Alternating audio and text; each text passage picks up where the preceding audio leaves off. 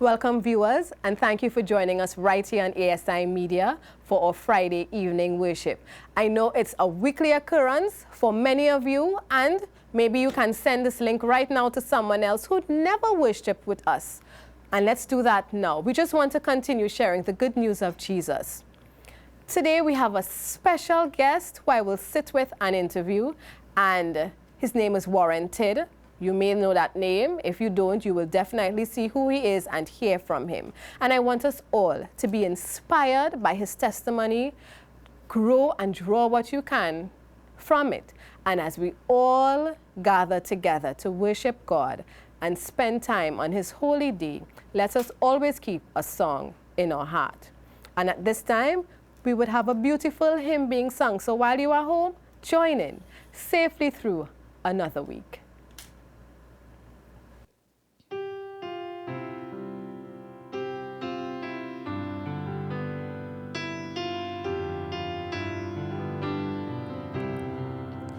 Safely through another week, God has brought us on our way. Let us now a blessing seek, waiting in his courts today. Day of all the week, the best emblems of eternal rest. Day of all the week, the best emblems of eternal rest. May the gospel joyful song conquer sinners, comfort saints, make the fruits of grace abound, bring relief to all complaints. Thus may all our Sabbaths be, till we rise to reign with thee. Thus may all our Sabbaths be, till we rise to reign with thee. Happy Sabbath again to all our viewers. It's, of course, that time that we all look forward to. And I want to especially greet our guest this evening, Brother Warren Tidd. Happy Sabbath, Brother Tidd. Same to you, my sister. And thank you for joining us. So some of you may be familiar with Brother Tidd. Those of you who are local, Trinidad and Tobago, I'm sure you've heard the name Warren Tidd. You know of his work, you know of his testimony. And it's worth hearing again. For those of you who do not know who he is, by the end of our time together, Brother Tidd, our viewers will know who you are. And just to have an introduction, who is Warren Tidd? And just to share in a very general sense, because I don't want to give away too much information about who you are as we go along, we'll reveal more to our viewers. So who is Warren Tidd? Good day, good evening again. Warren Tidd is just one that crying in the wilderness. Okay? Mm-hmm. I just about people. Right. You know, I am people oriented. You know, and I know I came from far. I know that. Alright?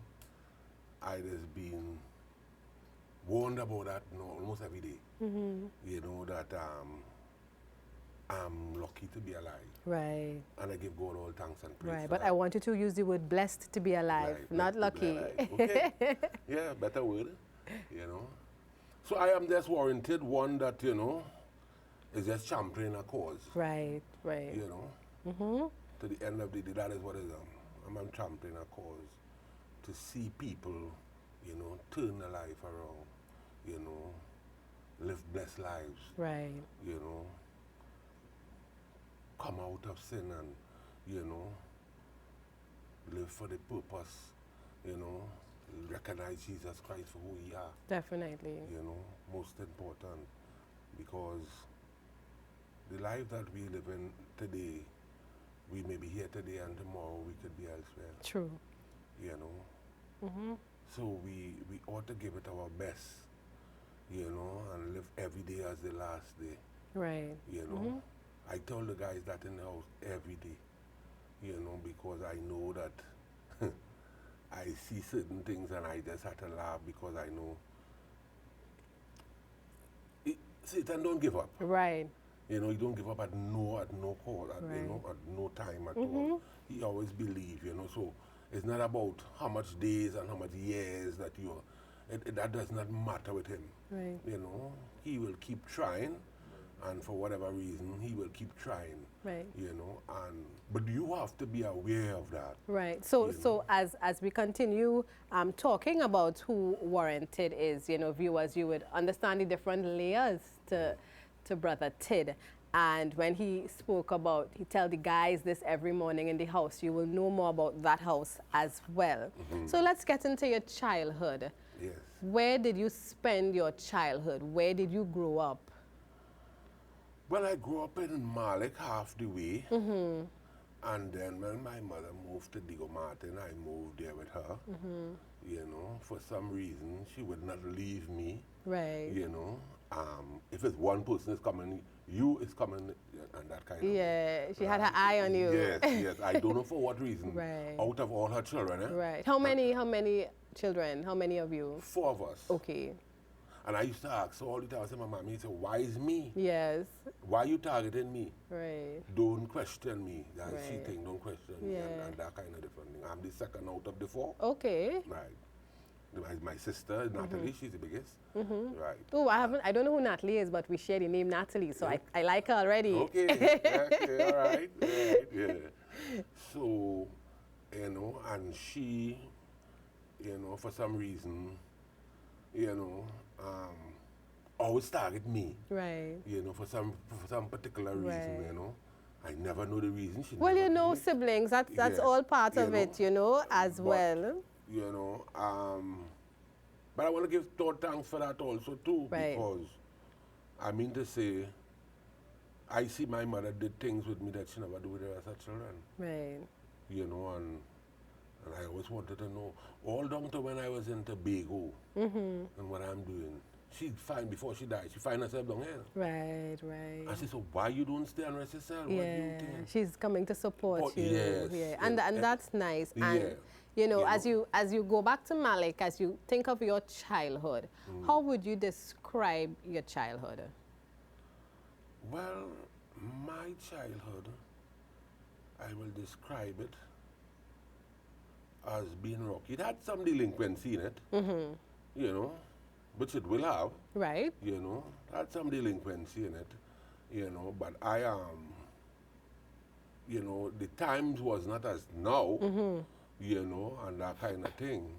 So certain things you would have be able to do certain things and be still, you know, people laugh and you understand, and that kind Right, of different. yeah. Run you out of the yard, they come in the yard, they picking this and that kind of different thing. Normal boyhood Yeah, mischief. that kind of thing. Yes. And then we always be curious about something, that's how the smoking come in and that Right. kind of different thing. But my father used to smoke and you'll find out I'll take a body from me, he pack. And how When he- old were you so? And in that childhood time, I was really young. I would start to take cigarette from him when I was what? 12? Okay. Yeah. Yeah, 12 and all up to 14 and that kind of different thing, you know. But I really never really paid no mind, so it never Right. really it didn't start to give a effect on you Right. as that. We just Okay. the profit and, you know, and that Yeah, kind you're of curious. Yeah, right. we And bust, as and- as you yeah. mentioned that to parents who are listening or even Yeah. older siblings, you know, sometimes we all do things and we Yeah. think the children aren't watching. Yes. But they are keeping a close eye on us, and when they Yes. get a chance, they will Yes. mimic, they will, you know, Yeah. follow what they see us Yeah. doing. Yeah. And having said that too, I will always tell the viewers, don't give up. You see boy children, don't give up on them. I will always advise parents on that. Right, right. Your boy children, as a matter of fact, none of your children, Yes. don't yeah. give up on them, you know, because things can happen in a jiffy. Yes, yeah. You know, a change can just make just so. Right, You yes. know, and that kind of thing. So, you know, in my boyhood and thing, a lot of complaints come to my mother Right. about this and that, the other thing. You sit down right there when your father come here, you'll talk to him about that. Yes, and that kind of different thing. And I study now, when he come, you know, how am I going to approach him? Because I know that is where you can beat him on. Right. How you approach Okay, him. okay. You know, and that kind of different thing.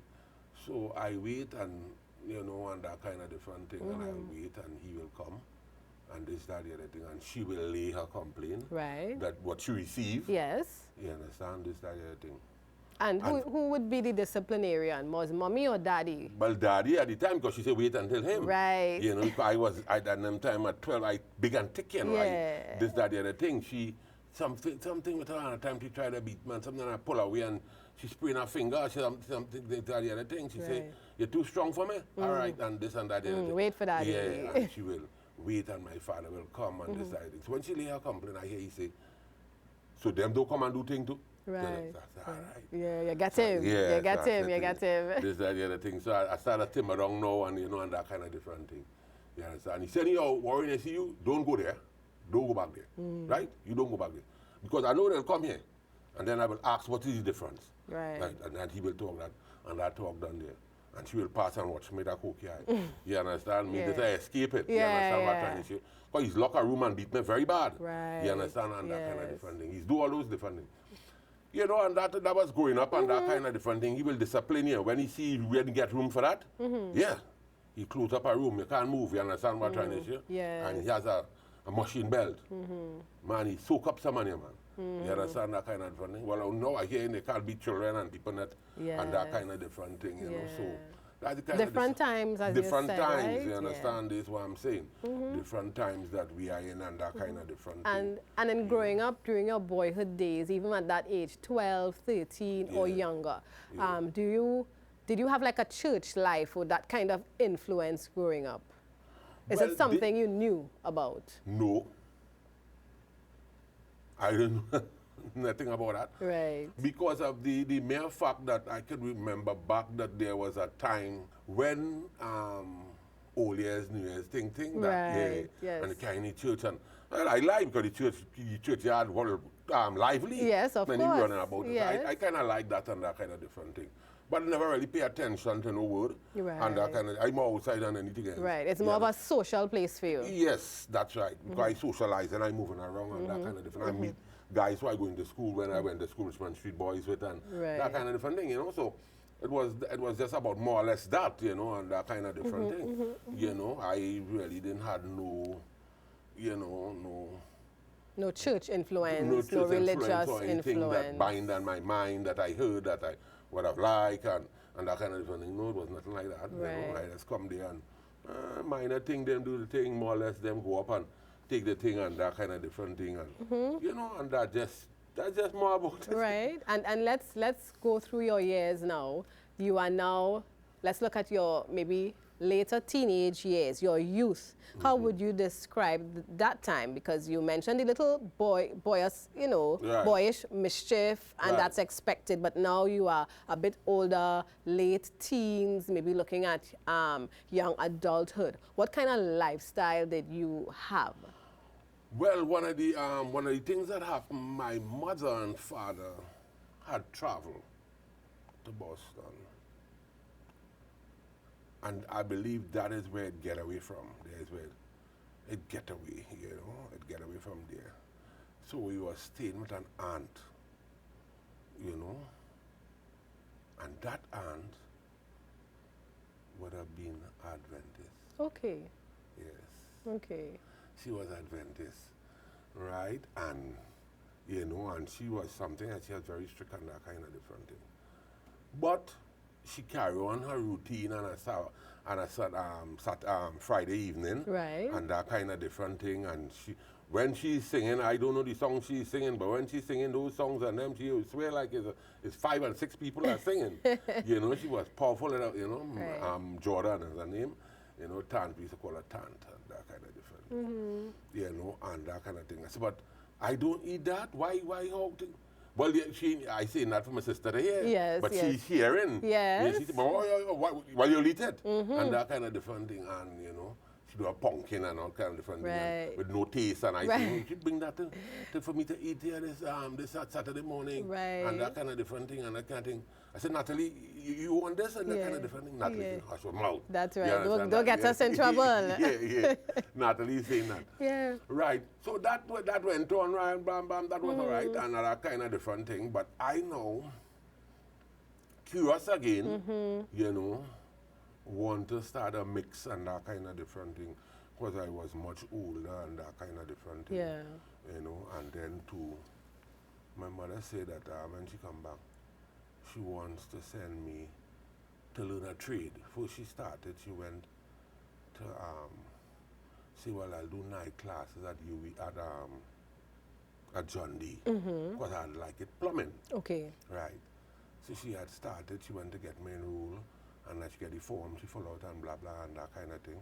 And then I started with an uncle of mine who had plumbing and steel at Deer Street, you know, and started to go there and that kind of different thing. Well, now, you know, your boy learning trade and that kind of thing, so your boy holding a little dollar and that kind of different thing. You're gaining your independence. Yeah, independence and that kind of, I come the independence. So, you know, I come to, she come back from the States now, and that kind of thing, so we're going back now with my mother and my father and that kind of different thing, you know, so all that time now, she come and get me fully indulged now in the trade, because she come back, so I had to go evening classes now at John D. Right. So I find myself there on Rising Road and going there to thing and that kind of different thing. All right, we going good with that and that kind of different thing. I still curious again. You understand what I'm trying to share? All that time I live in Digger Martin, I find myself back in Malik. Right, You understand what I'm trying to share? This Go back, as they say, to the roots. You go back home. I'm going back home. Right. Right, because I had certain friends there, you know, and that kind of different thing. You know, so you had the neighborhood saying, no, but Mr. is not here again. Why, what he's doing down here? And this and that, the other thing. But 9th Avenue, Malik, bad times. And I find my head down in the bottom down by the Savannah, smoking weed, and I started smoking weed and that kind of thing. But, you know, what transpires is that is getting to really know what is really drugs. Okay. You know, and that is what was at the time, you know, and you're getting to know everything. What is drugs? And the type and what you had access to, right? Yeah, you understand? And about how old would you have been and this and that, the other around? thing. That's what I was going into, about 17. Okay. So you're running the streets now? You are running the streets and that kind of different thing. You know, and it had a guy by the name of, you know, Antonio. He died now in the States.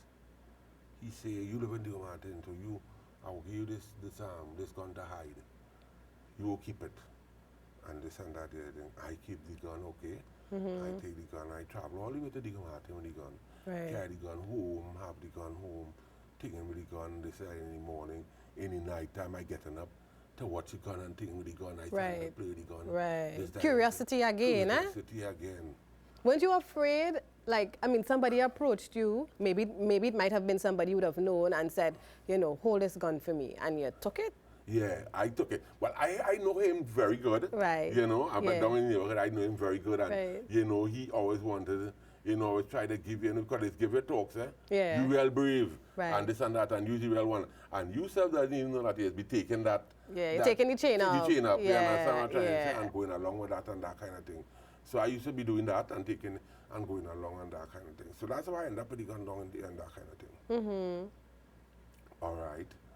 And that thing. So I down Digger Martin, right? The guys and them by the corner where I linemen, and now we living down in the streets, so everybody lime under the street light up in the corner.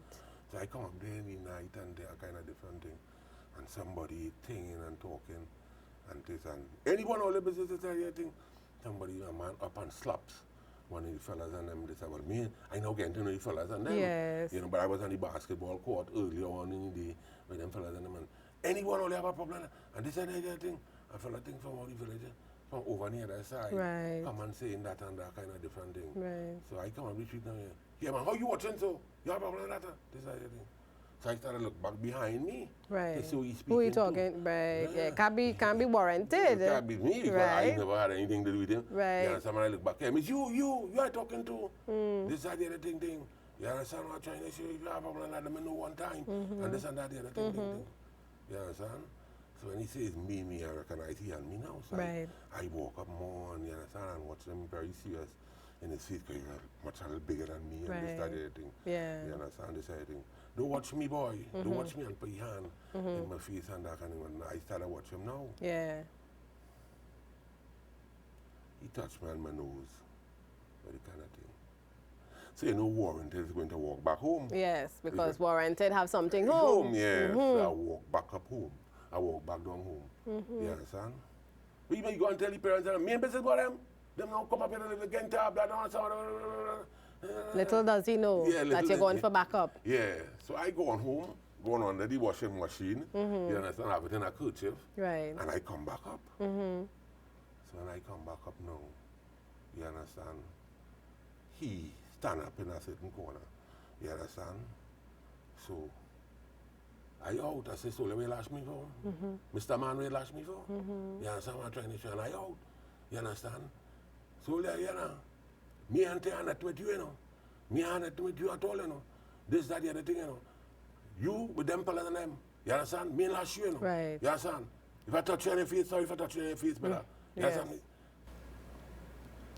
Never know that the neighbors already see what's going on. Right.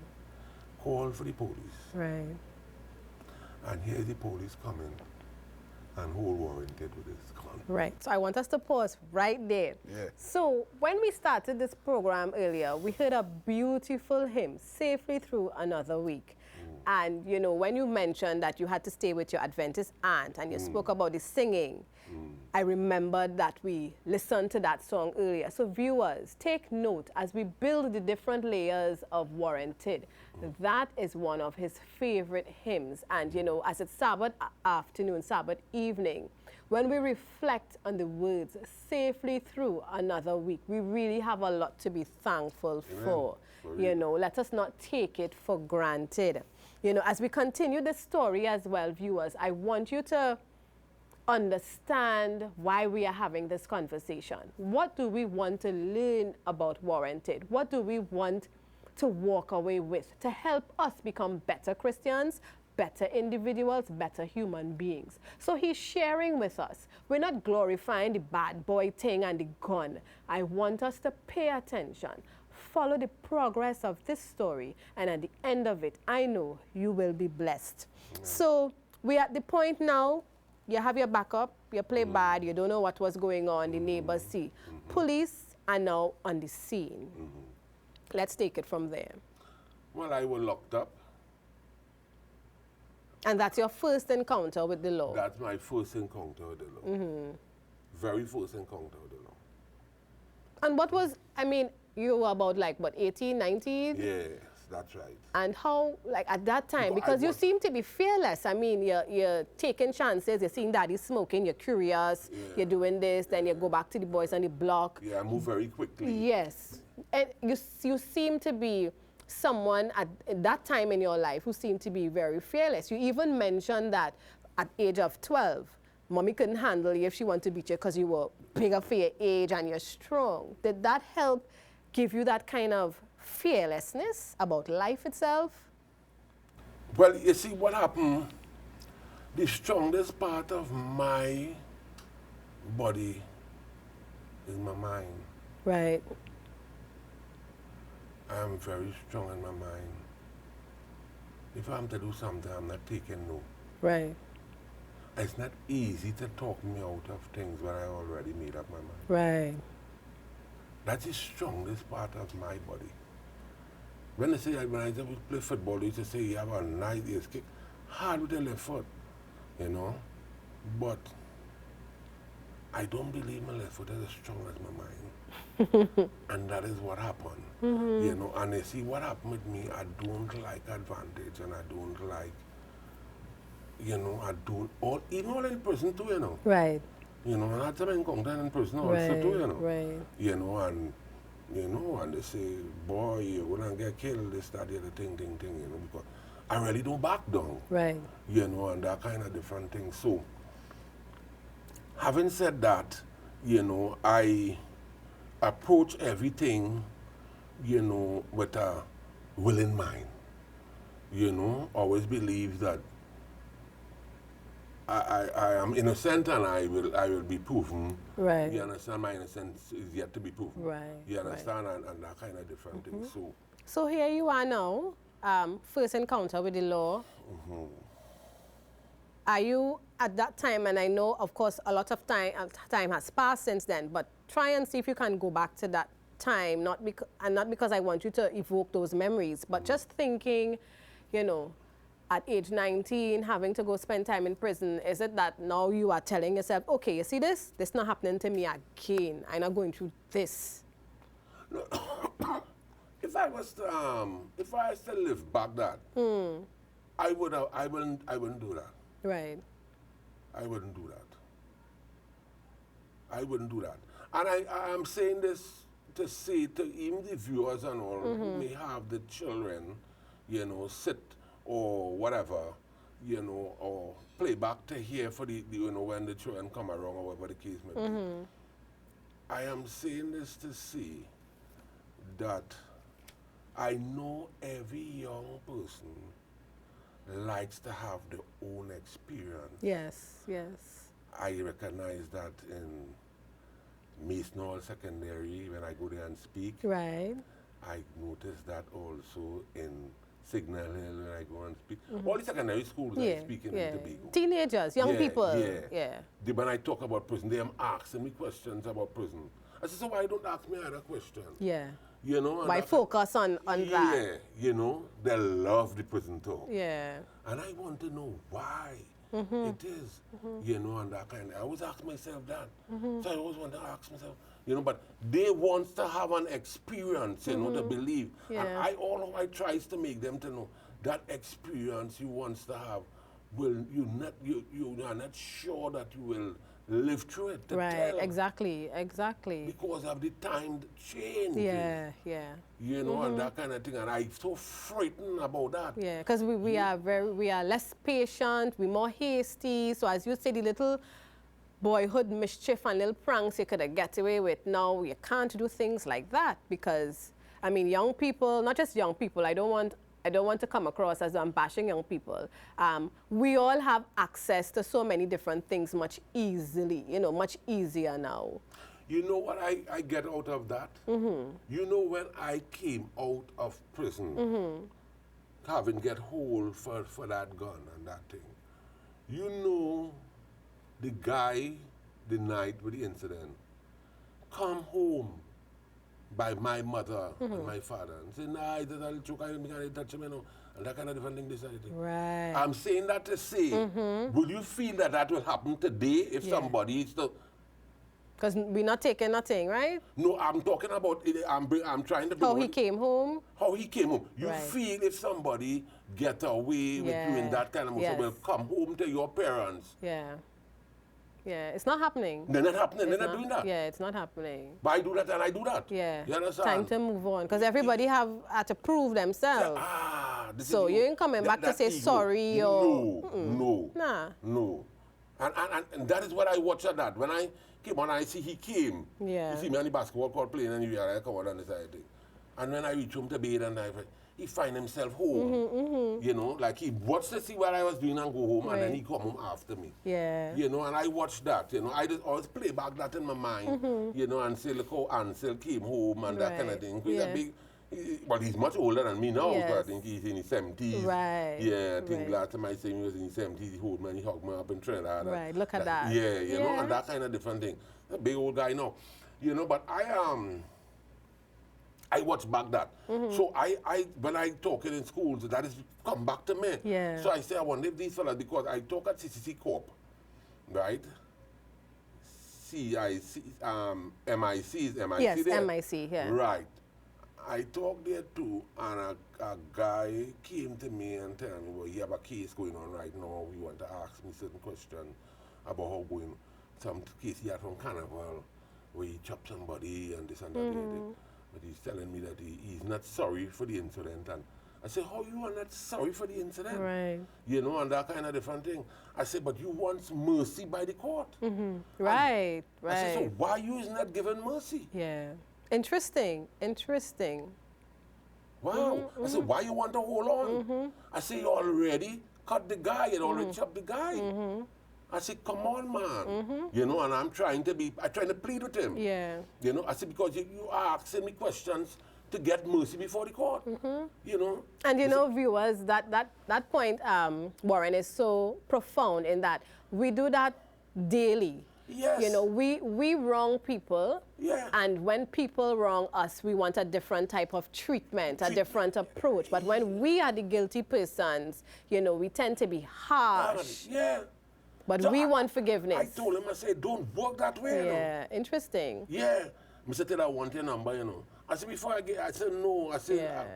He said, Mr. Ted, we had a talk. I said, well, all right. I pull it, we go square and we talk for an hour. When I done with him, he started crying. This, that, the other thing. But Mr. Ted, I have something to tell you, you know.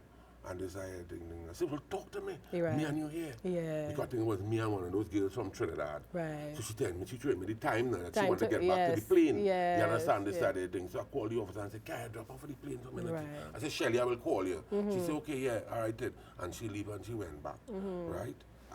Anyhow, the point I'm bringing Yes, with this yeah. is that he telling me to the end, very hurtful.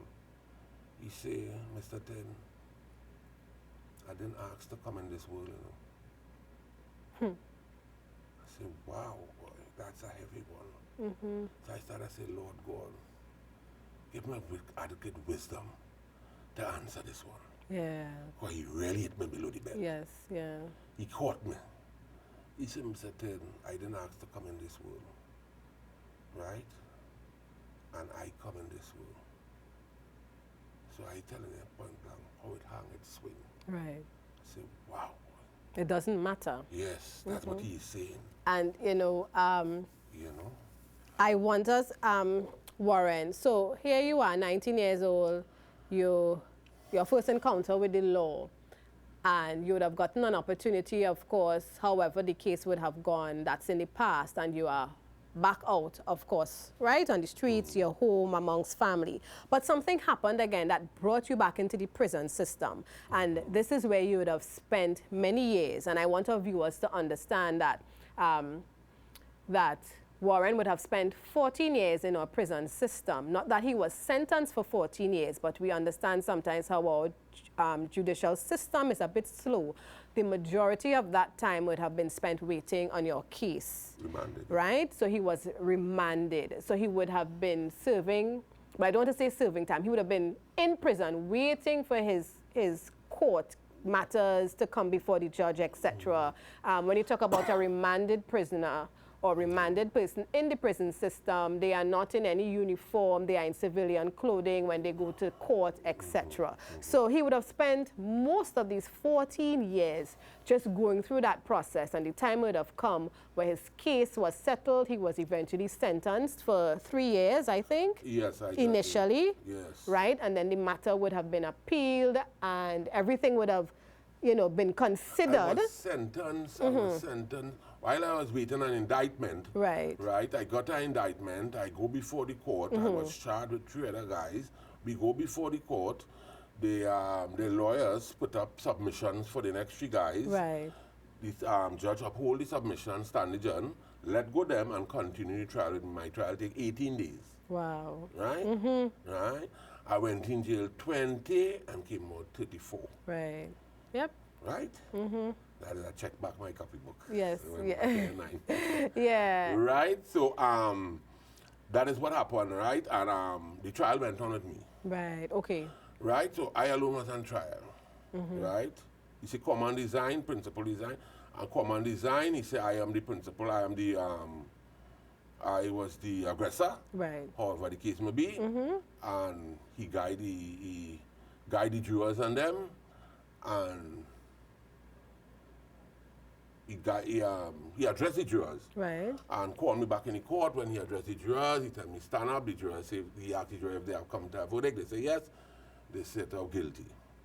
He said, Mr. Ted, this court do not apply mercy, right? The judge find you guilty of murder. Right. You are to be sentenced to hang. Right. Okay?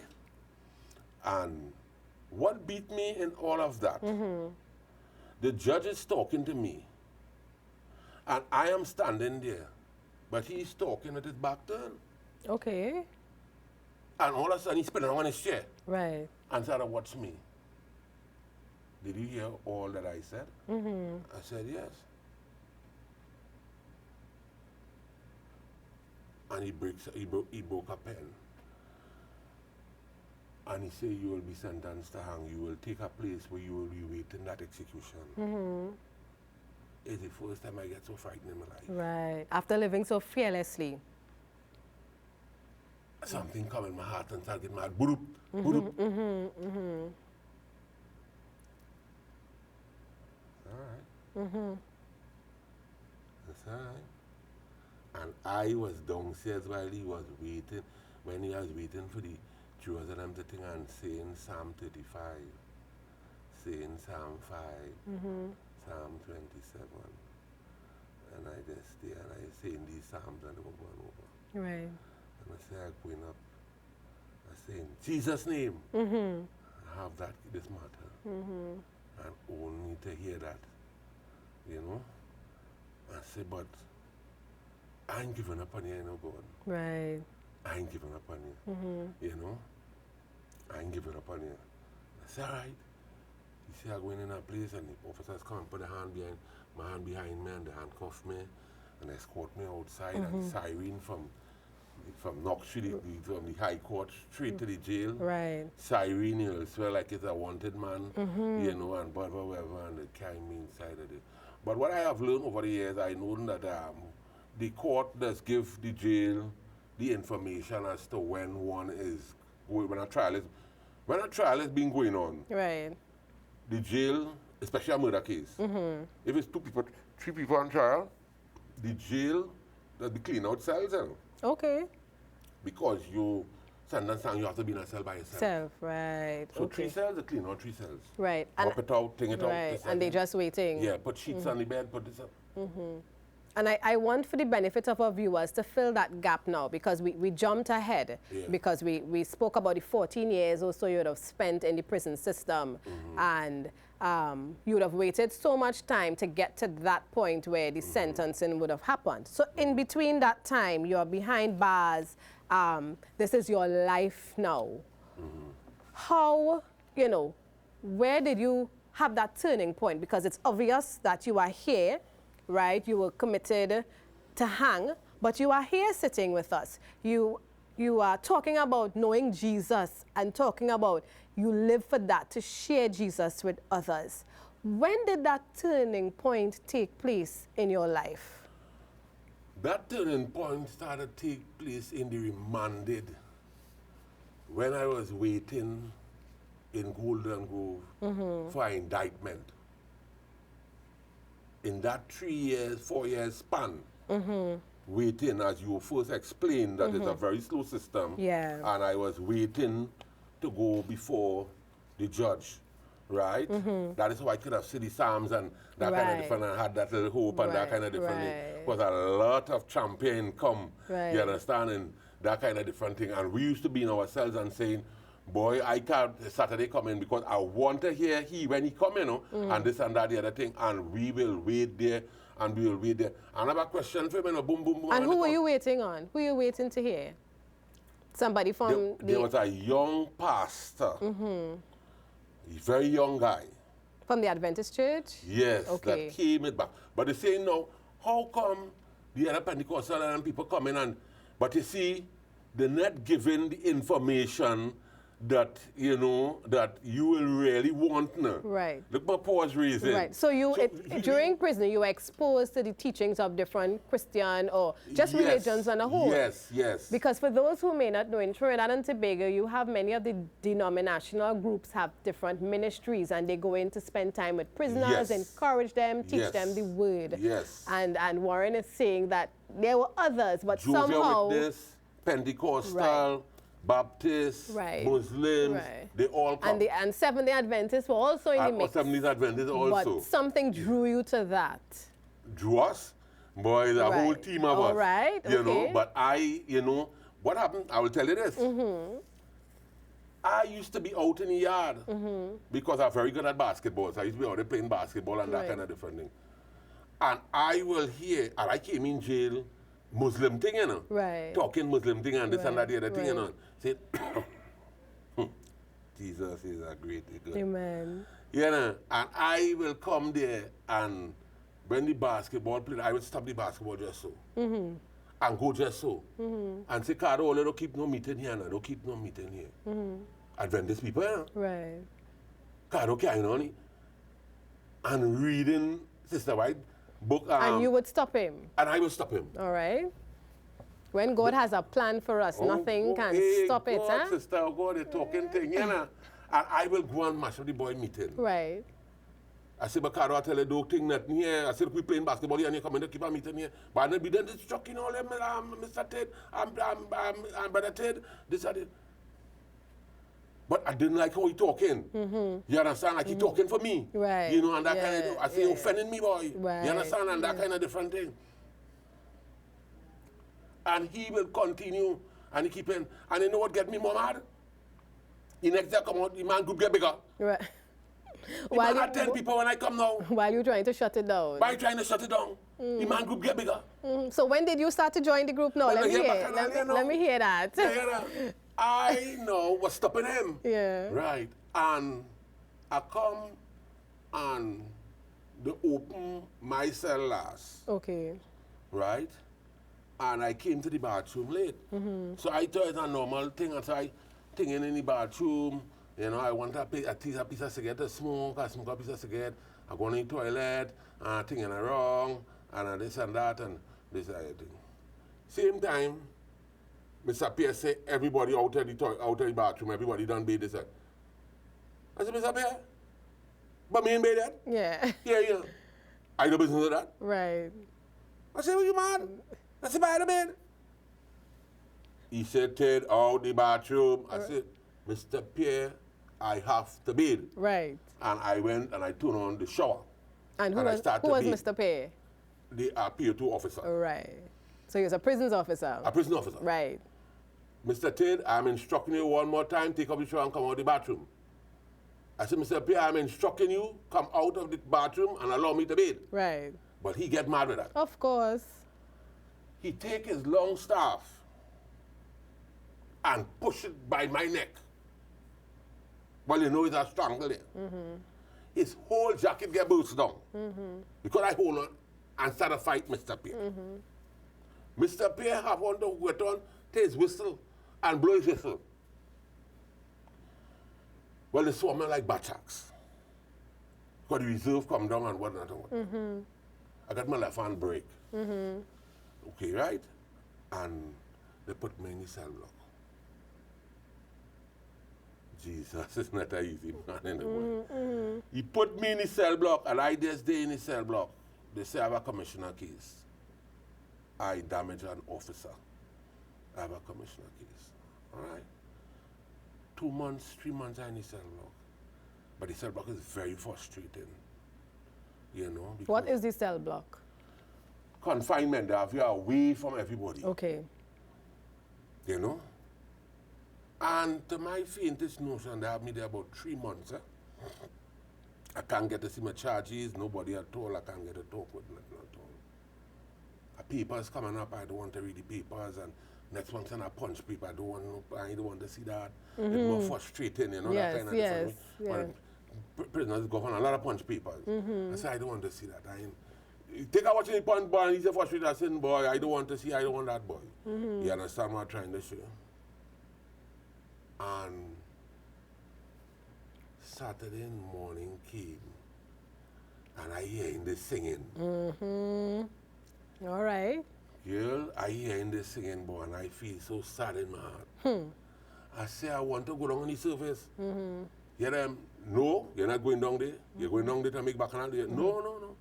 I say, young officer, I would like to go down on the surface, please. He said, well, let me tell the officer in charge. Right. You're the officer in charge. Did you really want to go down there? I say, yes, sir. He said, you'll behave yourself? I say, yes, sir. You know, I really want to go. And the officer say, take him out and you go with him. All right. So he sent an escort with me. Right. And I feel a difference in that service. When back I have a young boy all day, you know, next weekend I go on back. They asked the officer, they said, well, he was behaving, they send me back next week, and I read down, it's dotting down there. Right. And for those of you who are familiar with the prisons ministries in Trinidad and Tobago, you would know Brother Barker, you would know Pastor Dutton. These are the forerunners and the guys who would have, you know, been entrenched in our prison system, working and reaping souls for Jesus. Boy, when I read down there, and Pastor Dutton start to talk and all kind of different things, I said, nah, boy, something wrong. I said, something wrong. So, I say, I woke up and he gave me a step to Christ. Right. So I go on up in anything with that. See about her. So where you is? I said, I go in, I'm in the cell block. What is cell block for? About her. Yeah, officer. You fighting officers here? Fighting officers? Yeah, about her. I can't say nothing different because I fight officers too. And he started like, right. Right? And I go on, yeah, but I want to see you, you know. Next Saturday when you come down, I will be here. I want to talk with you. That's Barker telling me that. Right. I gone back up in the cell book. I really stepped the Christ from cover to cover and started back over again. And with a pen, and lining up certain things that I want to be able to say it without reading the book. Okay. You follow what I'm saying? Right, yeah. Because a day, and it's just other two men, and the other two men, and it's getting like mad people to me, like, they don't understand certain things. Right. The diet come, I leave the diet there, I go and take and I get up to eat it. Right. So, I say, who eat the diet?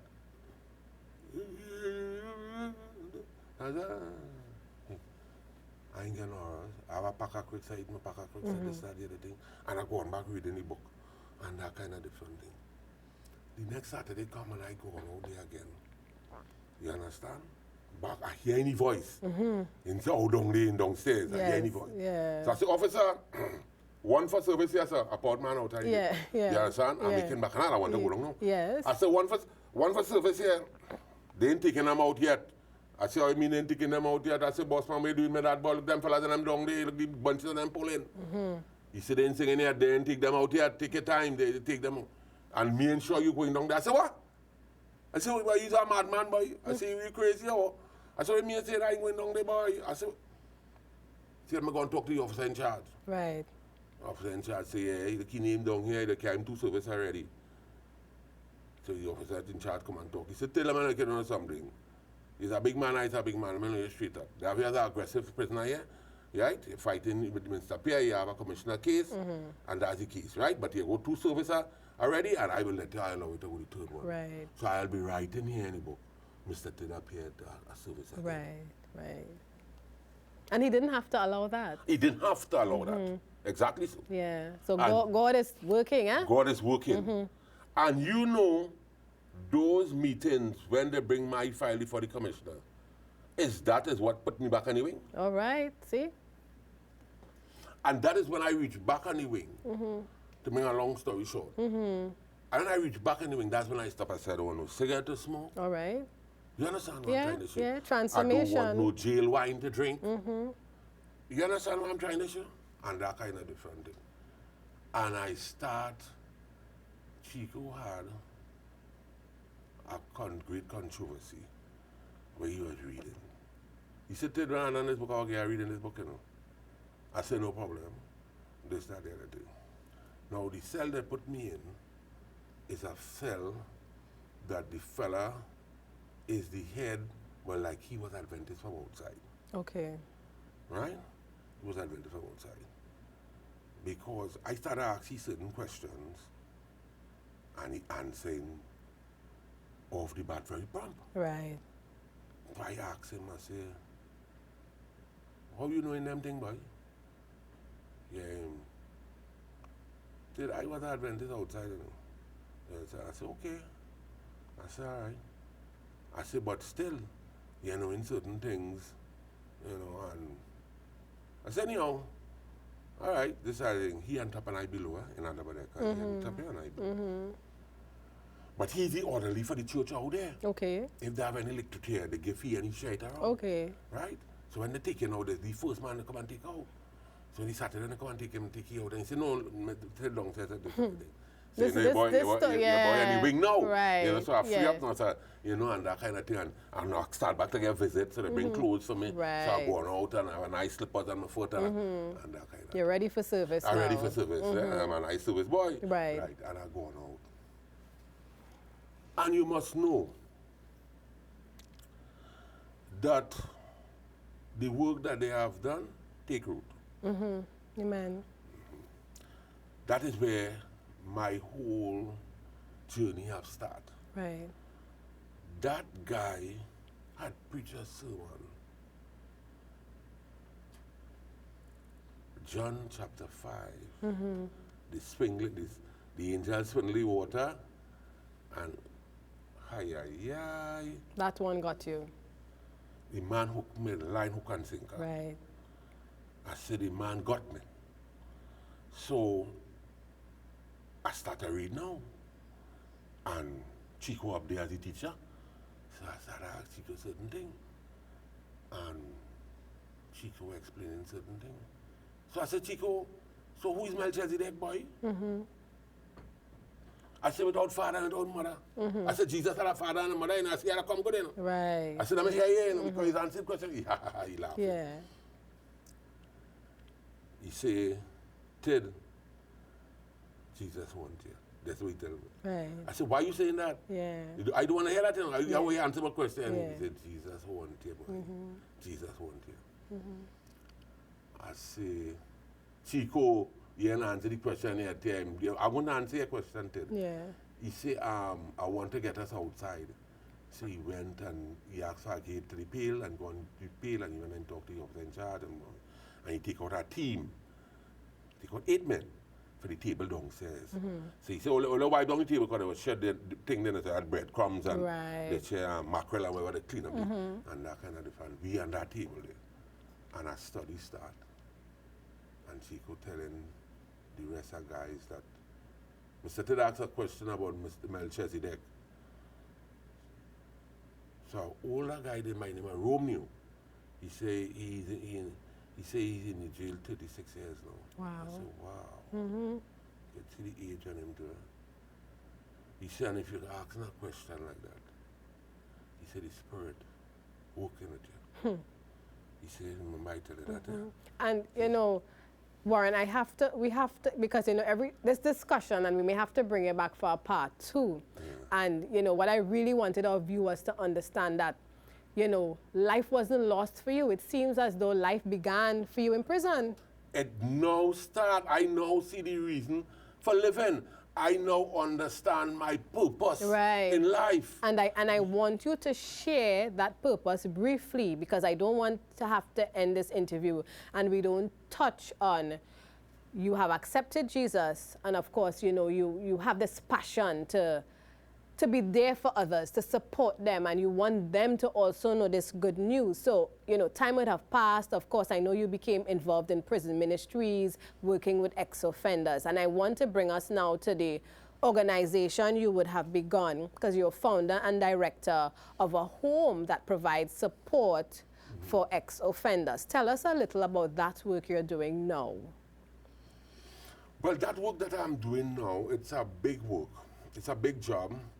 You know, but however, you see with Jesus in your vessel, you know, you champion his cause, and every day you see things happening, and you just want to know, and you know, and that is what brings me also, and also in prison, that is what make me remain how I is when I come out. Right. You know, because Pastor doesn't know what have told me. He said, Pedro, come out, baptize in prison, come out. This he talked to me.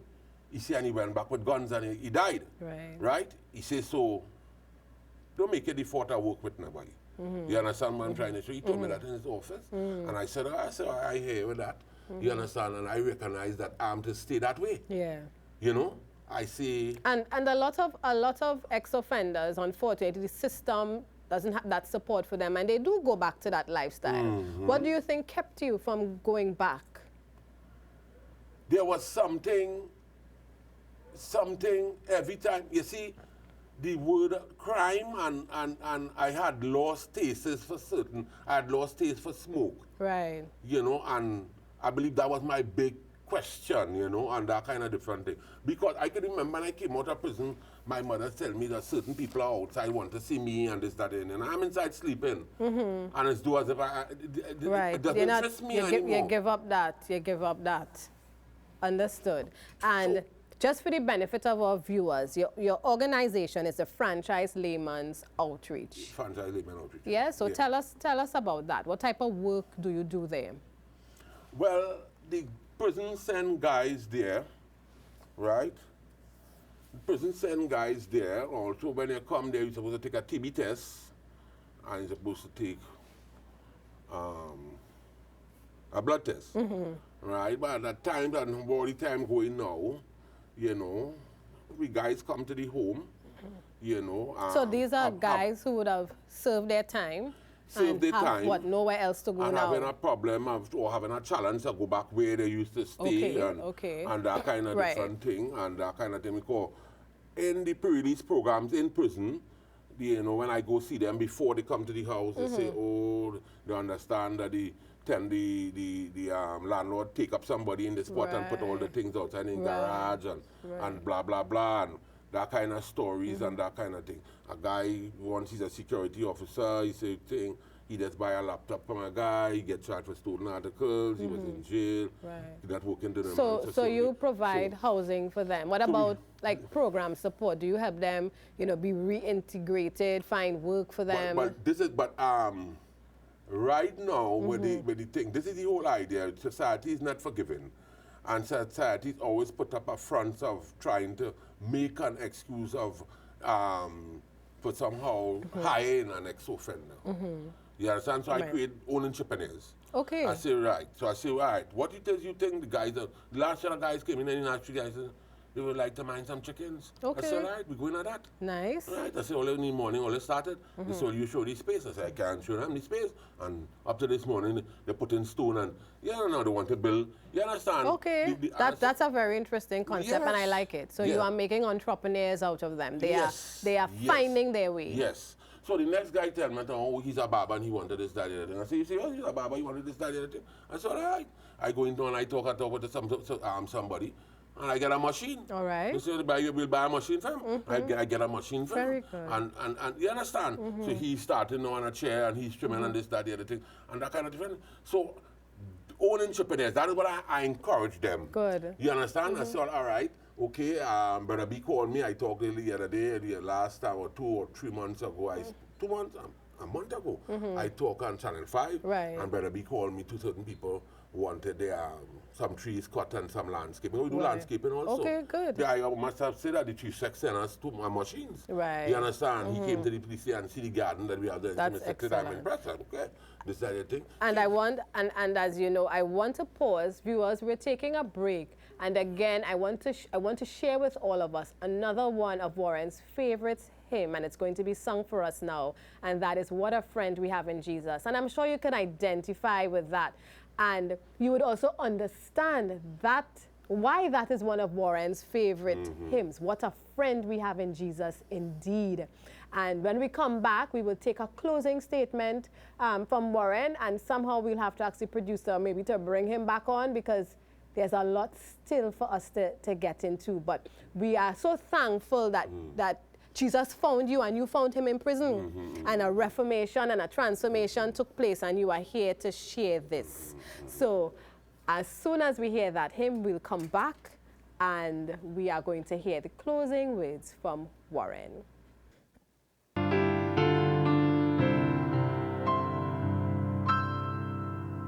Indeed, Jesus is definitely our friend, and all he wants to do is save us. So don't give up. We know that life is hard, and sometimes we get that news or that situation that changes our life overnight, or as they say, in the blink of an eye. But hold on to Jesus. And I know I would have learned from Warren's story. Sometimes trials come our way and we give up. But don't give up. Jesus did not give up on us, and he will not give up on us. He didn't give up on Warren. He's here telling his story, and I want to tell him thank you before he gives his closing word, his piece of advice to us. You know, thank you for sharing with us, and hopefully we will sit again soon to talk more about your organization, you know, a little more of the work you would have been doing in prison ministries as well. So, you know, talk to our viewers, and what would you like to encourage someone out there? I will always say that don't feel lost. It's we that belong. Jesus never lost. Right. You understand? As I normally say, that I am the one that was lost. Right. Right? And I found Jesus in prison. I always say there is two places when God needs you, put you. If it's not in the hospital, it's in the prison. You understand? Whereby you can sit, because many nights I lie down with my hands across my chest, watching to the ceiling, Right. you know, and calling out to him because of the fact I recognize that there is no other help. There is nobody else could have helped me, you know, and I recognize that when I told Pamela that it will be someone else there with her in the court. She said, who's that one boy? I say, don't worry yourself. But you wouldn't. She would have represented you? Yeah, she would have represented Right. me. She said, I say, you just go, but it would not be you alone. Right. Okay. She said, all right, I like your confidence. Yes, you're strong. I say, yes. I said, don't worry. I said, but it will work out. She said, all right, Mr. Ted. She said, well, Mr. Ted, I'm trying for a retrial. Okay, if I cannot get a retrial, well, if the sentence do stay, you know what happens. I say, well, God is good. Right. Amen. Right? I say, but it will work out. Yeah. You know, I always had that confidence, because I say, maybe I didn't get it in the early piece. Yes. I say, but I will get it in the second piece. I say, I just have to hold on. I guess that don't believe that everything you want, you see it and get it your way. Right. Once you're working with God, Amen. you know, when he is getting ready to close the door, he's getting ready to open my window. Right. You know, so I recognize that. And I want us to end right here, Warren, because when we sit again, we would fill in some of the gaps. I don't want to let everything out. We will learn more about what happened with the retrial. We would learn more about his organization and more of their work, and maybe those of you who may want to help, how you can help. And, you know, more about his prison ministries work and the teams and what he would have learned while in there. So we thank you for joining us, of course, and again, have a very happy Sabbath. We miss Valine this week. Valine, I hope that you have joined us on stream here and you are with your family and you did enjoy a beautiful Sabbath family worship. So from all of us here at ASI Media, we thank you for joining us as usual for sundown worship with a difference this week. And we appreciate again Warren for sharing his story and being that encouraging factor and reminding us, let's not wait for a prison moment or a hospital moment for us to, you know, reflect and be drawn to Jesus. Let's accept Jesus now. All right, and of course, we look forward to you joining us tomorrow morning at 9:15 right here and for AY later on. And thank you again for always choosing ASI Media. Let us bow our heads for a closing prayer. Dear Heavenly Father, we thank you for the blessings of Sabbath. We thank you we can come together, although virtually, although over the internet, as one family to just praise you. We thank you for Warren, who would have shared his experience with us, his testimony. Help us to learn and grow from what he has gone through. Help us to be encouraged that no matter what trials may come our way, and if Warren could do it, Lord, I am sure we can do it with you. We ask a special blessing for all the families who have joined us, for this worship, and we look forward to being here again next Sabbath as we welcome your holy day. Thank you again. This is our prayer in your name. Amen. And of course, I must follow like Varlene. I don't want her to be disappointed in me, and remind you all of our 4 very important W's as we experience this pandemic. So, wash your hands, wear your mask, and watch your social distancing. And one not to forget, watch ASI Media. So, we'll be right here again tomorrow morning, as I mentioned earlier, at 9:15 with our Sabbath service, and later on at 3:30 p.m. Stay blessed.